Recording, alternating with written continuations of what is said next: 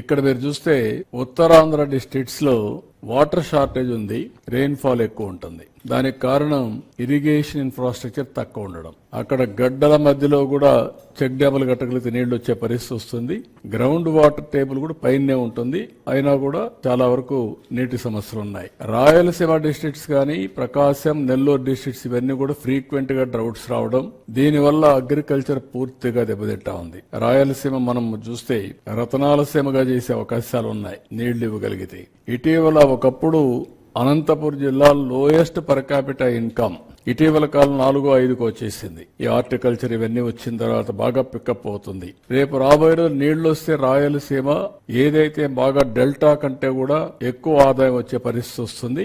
ఇది రాయలసీమలో మీరు చూసిన తర్వాత అనంతపురం జిల్లా నేనే ఒకప్పుడు రాయదుర్గ ప్రాంతాన్ని ఎడారిగా మారిపోతుందంటే ఎడారిగా మారిపోయే పరిస్థితిలో మారకుండా చేయడానికి నిధులిచ్చి అక్కడ ప్రయత్నాలు చేశాం.